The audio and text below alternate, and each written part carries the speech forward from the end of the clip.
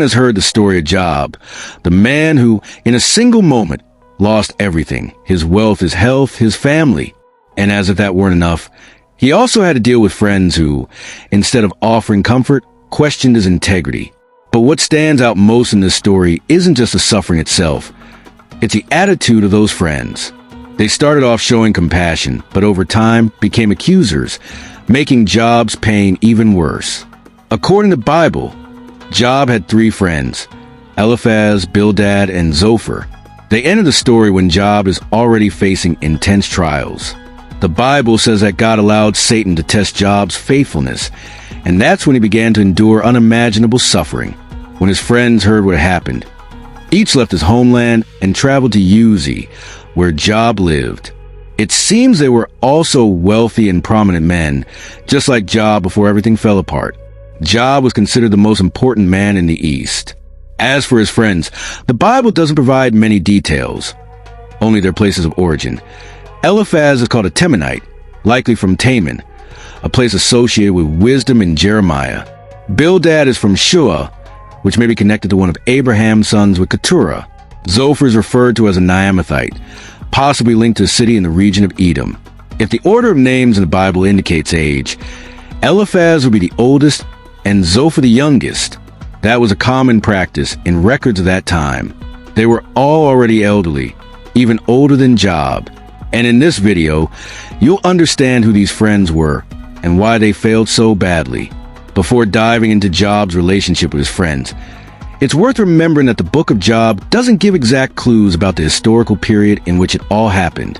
But some details suggest he may have lived during the time of the patriarchs, like Abraham, Isaac, and Jacob.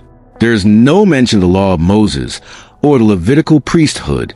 In fact, Job acts as a priest of his own family, offering sacrifices for his children, something typical of that era.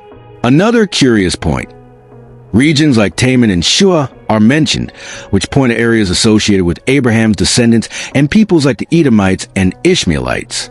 Geographically, Uz was probably located east of Canaan, near Edom or Arabia. It was a fertile land with large flocks and properties. The local culture highly valued honor and prestige, especially among wise and influential men like Job and his friends. But the concept of justice was still heavily tied to meritocracy. Suffering was punishment, and prosperity was God's approval. This context helps us understand the mindset of Job's friends. When they came to visit him, they were shocked. His suffering was so extreme they didn't recognize him from afar. They mourned deeply, wept, tore their robes, and threw dust on their heads. They sat on the ground with Job for 7 days and nights in silence, as if in mourning. But everything changed when Job broke the silence and began to vent. He was deeply anguished, to the point of cursing the day of his birth. That's when his friends started to speak, and to fail. Instead of listening, supporting, or comforting him, they chose to rebuke Job, try to explain the reason for his suffering. They could have been witnesses to his faith and integrity, but ended up becoming his accusers.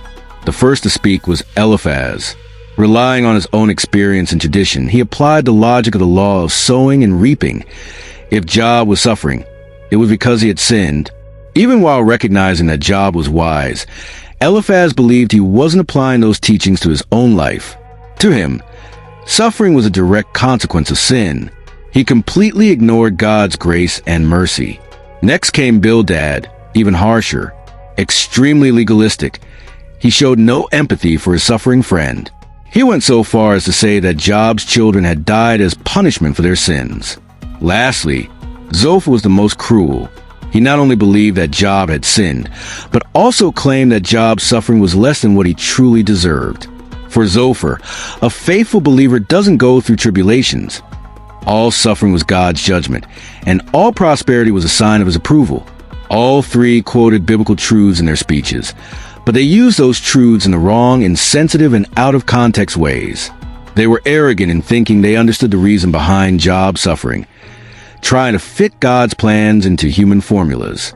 They forgot that the relationship between God and man goes far beyond what we can comprehend. They missed a chance to show true faith and compassion. Instead of offering comfort, they turned their friends' pain into a theological debate. They even spoke of real themes like justice and holiness, but at the wrong time and in the wrong way. Maybe, if they had just remained silent, they would have done much better. In the end, the three were rebuked by God and had to ask Job for forgiveness, and he prayed for them. And here comes reflection. If they couldn't understand Job's suffering, how would they explain the suffering of Christ, who endured so much without ever having sinned? The story of Job's friends teaches us valuable lessons. The first is the power of compassionate silence. Sometimes, just being present is the greatest comfort. Then we learn to avoid hasty judgments. They jumped to conclusions without understanding the full picture, and that only added to their friends' pain. We also see the importance of balancing truth with compassion. Yes, God is just, but applying that principle coldly in the midst of suffering only causes more pain. And finally, it's essential to remember that there are limits to our understanding. We won't always comprehend God's plans, and that's okay. Humility in the face of that is part of true wisdom.